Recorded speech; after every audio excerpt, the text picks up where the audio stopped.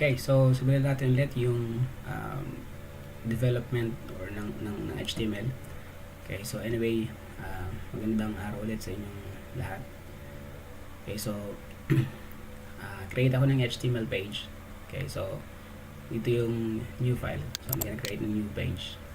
So dito, pangalanan ko muna siya ang index kasi kalimitan sa HTML kaya tinatawag siyang index.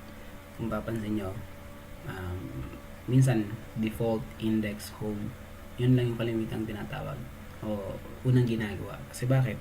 Ang HTML kasi ay kapag nag-type ka kunyari nilagay mo sa URL ay www.facebook.com. So hindi mo na kailangan maglagay ng slash index or kaya slash home o kaya slash default. Hindi na kailangan kasi automatically tatawagin niyo yung tatlong yon kung ano yung available. For example, sa loob ng directory mo walang nakalagay na index pero merong home, walang nakalagay na default pero merong index, walang nakalagay na default, walang nakalagay na home, vice versa,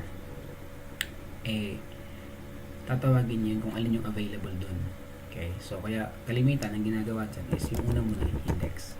Okay, so yung extension yung kakalimutan .html.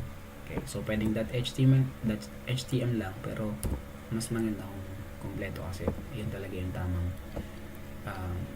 extension name ng HTML. So index.html. So dyan sa index.html, pag tinawag natin pag niran natin yung file, tinawag mo yung blank, automatically hahanapin niya is yung index.html kasi index nga siya eh. Okay, so pag nag-browse ka ng isang folder, kung ano yung nasa loob na yun, kung meron siyang index, kung meron siyang default, kung meron siyang home, tatawagin niya alin man dun sa tatlong yun kung alin yung available. Okay, so i-enter ko lang and then bubukas ako ng ganito. So meron akong index.html. Ngayon mapapansin nyo dun sa baba may nakalagay dito na language mode. Okay, so pwede mo siyang i-click tapos lalabas dyan kung ano yung language na gusto mong gamitin. Kaya gusto ko yung VS Code kasi sobrang dami niyang languages na supported. Okay, anyways, yung iba naman ay supported din. Yung Sublime, yung Atom. Okay, so marami. PyCharm.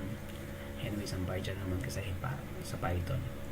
So, halos lahat ay ganun din. Pero mas gusto ko gamitin ito. Hindi ko alam kung ano yung mas magugustuhan nyo. Pero if I were you, I recommend to use this one. Now, start tayo ng HTML. Dito nga ay meron siyang tinatag na presets. So pag tinanong ko yung HTML, okay, so may lalabas dyan HTML5. So pipiliin nyo lang siya and then click. Automatic meron ka ng HTML tags. So nandyan na yung nandito na yung doc type, nandyan na yung language, nandyan na yung head, tsaka yung body, and then yung closing tags ng HTML. So kompleto na siya. So kapag nag-create ka ng tags, hindi mahirap kasi automatic nag-populate yung opening. Pag nag-create ka ng opening tags, automatic mag-populate yung closing tags. So madali lang siyang gamitin. Now, so start ng HTML, ano ba yung tinatawag nating doc type HTML? Actually, dati to, yung dating part ng HTML, sobrang haba niyan. Yun nga lang, nung naging HTML5 version na siya, naging ganito na lang.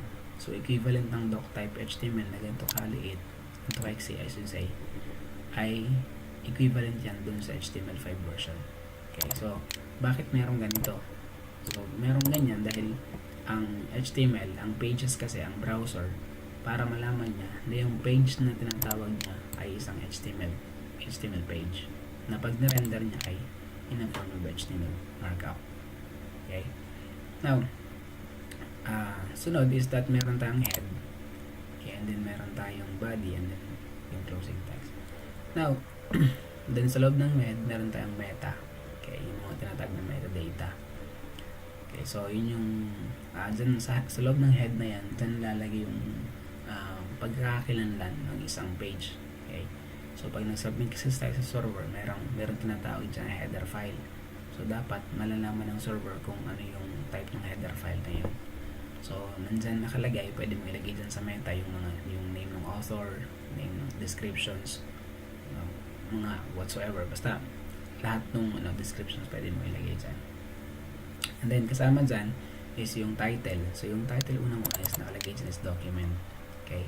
So pag gumamit pag nakalagay dyan yung document, yan yung lalabas dun sa parang pag nagbukas tayo ng browser nakalagay dun yung sa title bar, nakalagay dun yung document. So pwede nyo palitan yan kung gusto nyo, kung ano yung magiging unang pangalan ng inyong title. I mean, yung nasa taas ng inyong nasa title bar, pwede nyo palitan. For example, lalagay ko dito ay ito yung dami. And then isa-save ko siya. Okay, so buksan ko siya sa Chrome kasi ito yung gagamitin kong browser para makapag-create ng site. Okay.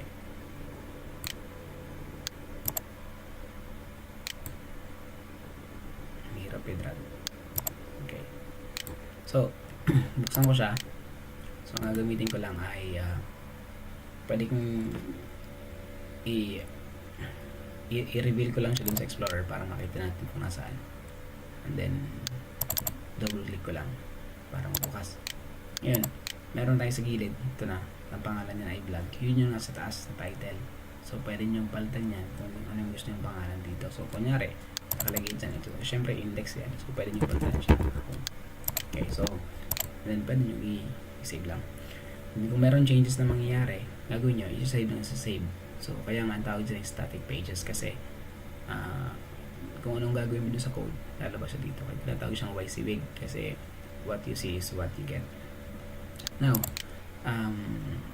yung starting ng codes ay hindi dito magsisimula kasi mag-code tayo dun sa loob ng body. Okay? So, huwag mo kakalimutan na yung pag-code ay palagi nasa loob ng body. Yung mga nandito, yung mga header file lang, ibig sabihin yan, yung kailangan lang na i-execute ng system para magamit dun sa loob ng body. Katulad ng CSS, katulad ng JavaScript. Okay? So, dito nalagay sa taas. Pwede rin naman yung JavaScript sa baba. Okay? Kasi yung JavaScript, pag nilagay mo sa taas, if ever na may error, hindi na siya mag-function dun sa yung body, hindi na siya mag-function. So, pag nasa huli yung JavaScript, okay lang. Kasi, pag nag-error yon, loaded na naman lahat ng data na meron sa loob ng body. So, experience ko lang. So, hindi ko alam kung tatanggapin yung aking experience. Yung aking opinion, I should say. Now, later on, i-introduce ko yung paggamit ng CSS. Okay, so, next is that, paano tayo magsisimula? Ngayon, ang pag-create ng pages is, meron tayong tinatawag na tags. Okay, unang-una is, pwede tayong gumamit ng iba't ibang uri ng tags. Okay, so, isang uri ng tag na ginagamit dyan is yung meron tayong H1. Okay, so pansin nyo pag naglagay ako ng H1 dyan, then nag-closing brace ako o angle bracket, automatic nagkakaroon siya ng closing tags. So pag sinabi nating tags, meron siyang kinapapalooban niya ng dalawa. Yung una ay opening at saka closing tags. Madali lang naman tandaan kasi yung closing tags meron siyang slash sa dulo. Yung opening tags, ganito lang. Okay? So, and then, pwede ka maglagay dyan ng value sa loob. Sabihin natin ito ay heading 1. So, pag sinave natin, sinave ko lang siya ng Control S lang ako. Okay? And then, refresh. So, meron ka ng heading 1. In fact, yung heading 1 ay hanggang 6 lang yan. So, the more na mas malaki yung value, itong heading 1, the more na mas malaki yung font size. So, pag ginawa natin heading 2, okay, so pwede nyo gawin na heading 2, page 2, and then heading 2, refresh. So, mapansin nyo palit ng palit yan. Kasi, pag hanggang heading 6 lang, wala na heading 7. Okay, so hindi ko na siya i-diretso hanggang sa heading 6, i-explore nyo na lang. And then, yan yung pag-create yung kunyari gusto mong gumawa ng title, gusto mong gumawa ng kung ano-ano. So, pwede nang gamitin yung heading. Either way, kung pwede gumamit ng heading 1, kung heading 1, kung ano yung mas prefer na font size na gagamitin mo. Okay? And then, another thing is that yung paggamit ng P. Okay? So, meron tayong P. P stands for paragraph. Diba? So, pag mag-create ka ng isang paragraph, gagamit ka ng P.